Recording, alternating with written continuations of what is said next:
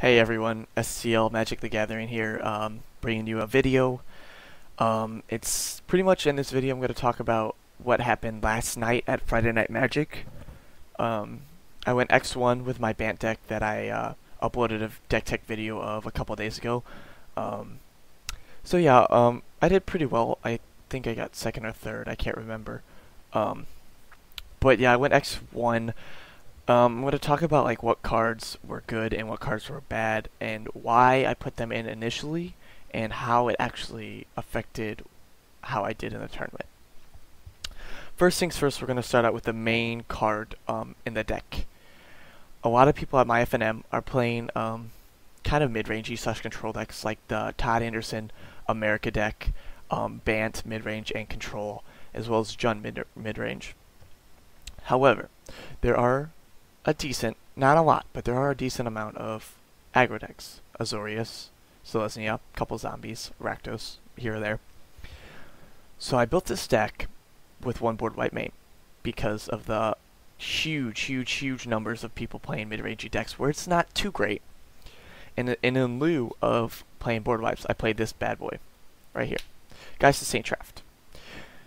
Geist of St. Traft is amazing against mid-rangey and control decks because if you play him on turn 3 and they don't have an immediate answer, which is virtually a board wipe or maybe some type of creature, they're going to take a lot of damage.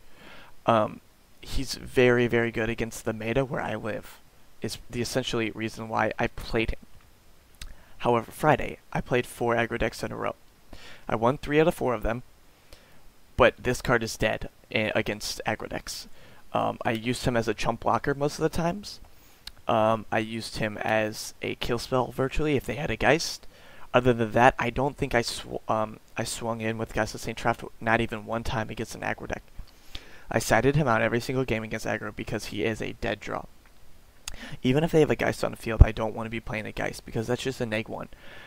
For me, well, I mean, technically you come out even, but I'd rather be playing board wipes instead. Geist of St. Traft, very underwhelming for me. I expected many great things from him, but I only played a couple of control decks.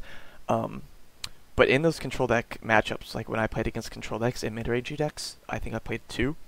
He was a powerhouse. I played him on turn 3 or whenever I drew him, depending on the situation, and he swung in for a lot. A lot of times he even got 12 damage in before they had to use a board wipe or something to get rid of him, which is amazing for one card. One card to do 12 damage is you can't ask for more in a card. So Geist of St. Traft, it's amazing if you're going against a mid-range / control meta. Against aggro, definitely terrible call. So based on that, if I were to play this deck, I would still keep him in. I might cut him down to 3, however. But I kind of got unlucky playing that many aggro decks in a row without any board wipes and with Geist of St. Traft's main, but I managed to make the best of it, winning 3 out of 4 of the matches against aggro. The next card I'm going to talk about is this card. Selesnya Keyrun. This card is amazing against mid-range control decks. It provides a very good blocker and attacker, as well as mana ramp shoot. However, against aggro, most aggro decks are playing white. Selesnya and Azorius both play white. They also play Thalia. A turn 2 Thalia makes this card dead. I can't play this card turn 3, I can only play it turn 4, and on turn 4 I usually want to be playing other cards, such as Restoration Angel or Snapcaster to flashback something. This, Selesnya Keyrun is very bad against aggro. I sided him out every single game. Very underwhelming. Next, Thragtusk. Thragtusk, the best card in the format right now. I only play 3, as you know, because I play a lot of kind of early mana cost creatures like Snapcaster and Geist. But I didn't really draw Thragtusk a lot. When I drew him, yes, he was amazing. He was a powerhouse. He did everything you could ask for in a card. But I barely drew. I drew him maybe 3 times out of like 20 plus games of Magic. That's not a lot. That's a very low number. So he was very underwhelming in the sense that I barely ever saw him. Angel's Serenity was my best card this tournament. Every time I drew him, I felt like I couldn't lose. Against aggro, if I got to this turn before either of us won, I just slapped him down the table and maybe got an angel or something, a restoration angel, or took out their whole board with them of no way to remove it. So Institute Charm's really the only way aggro decks can remove it. Most aren't running unsummons. Azorius Charm is like another way, but it's not necessarily the best way to get rid of it, obviously. But yeah, Angel of Serenity is just a powerhouse. Most of you know how good it is. Blocks Thragtusk, blocks Armada Worm.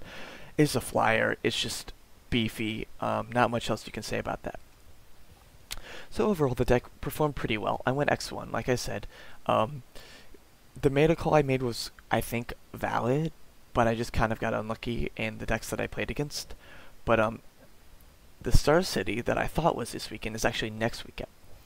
And so, tomorrow there's a tournament, and then there will also be another FNM beforehand, and I will be testing out this new deck. Me and a friend of mine have been speculating on the best Planeswalkers.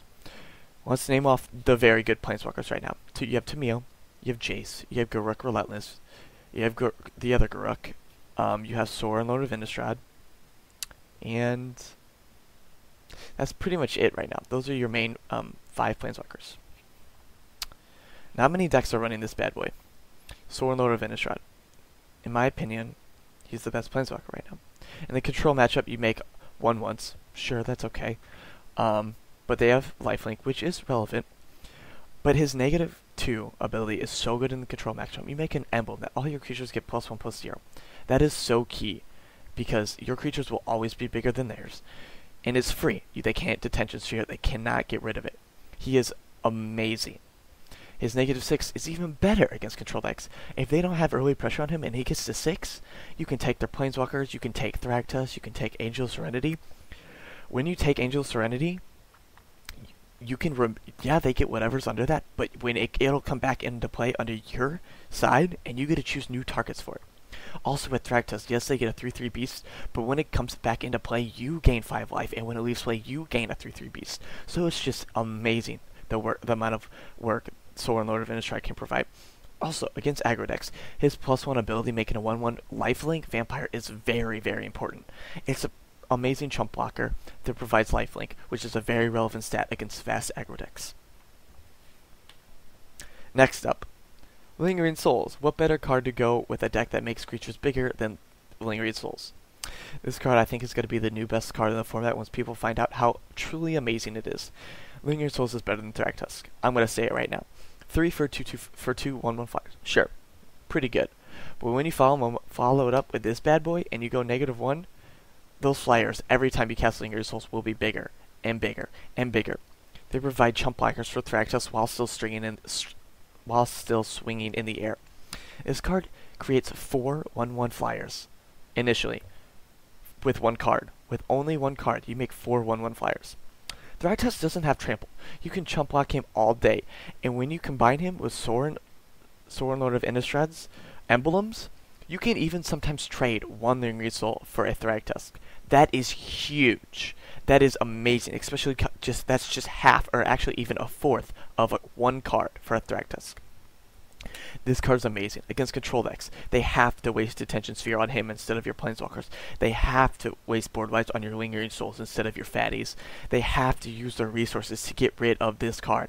And the fact is, if they board wipe your Lingering Souls, it's still in the graveyard. You can flash it back, and guess what? You just got a +1 while you're still swinging, while you're still dealing damage. And you can say Jace is good against this card. This says hi. This says all my guys get +1/+0. So you can use Jace's ability, but he's still going to die. Next up, Augur Bolas. This card has not seen play in a while. This card is amazing. It's 2 for a 1/3. This thing is a tank. It can block aggro decks all day. Also, it's an early beater. Yeah, 1 damage isn't a lot, but it's an early beater against control decks. I plan on playing a ton of Instances Sorcery spells. I don't have the whole deck list ready yet. I'm going to be meeting later today with my friend to kind of talk about it, because there's a tournament tomorrow.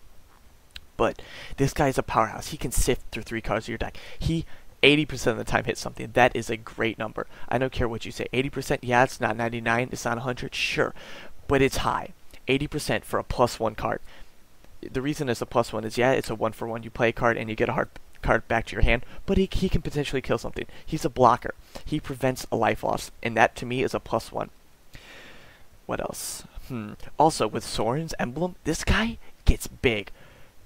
He gets really big, and he can actually start swinging for a lot of damage and returning damage when he blocks. Augur Bolas is a very underrated card right now. And the next card, everybody knows and loves it. Supreme Verdict. The best board wipe pretty much in any format, to be honest. The main thing is, yeah, you can regenerate through it, but this card cannot be countered. Azorius decks are starting to play a lot of counter spells. The America mid-range deck that plays 4 Geist of St. Traft and 8 counter spells, you cannot counter that. Geist of St. Traft is its only win condition. When you lay this down the turn after they play Geist, what do? They lose the game. This card is backbreaking. It destroys aggro decks. And it's actually really good against control. Yeah, it's not the best card, but you can still get rid of control decks. It helps, I guess, lessen down the beatdown that some control decks can provide, as in this Esper Control deck that I plan on making.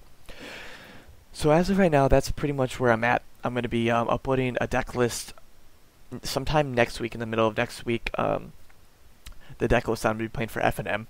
And after that FNM, Saturday, I'm going to maybe tweak it depending on how it goes at FNM, how everything fares. And after the Star City, on next Saturday, the Sunday after it, I'm going to make a deck list and show you if I changed anything. I'm going to show you what I changed for the Star City. I'm going to tell you how I did. I'm going to hopefully keep a log of my matchups and kind of a gist of what happened during those games. Don't hold me to that because I'm very forgetful.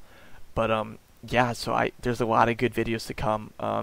Tomorrow I'm going to post a video on how to fix your mana base mathematically, which I think is going to be very informative for newer players and some experienced players who just throw in lands that match the colors. I have a mathematical formula that I'm going to show you, and I think it's going to be great.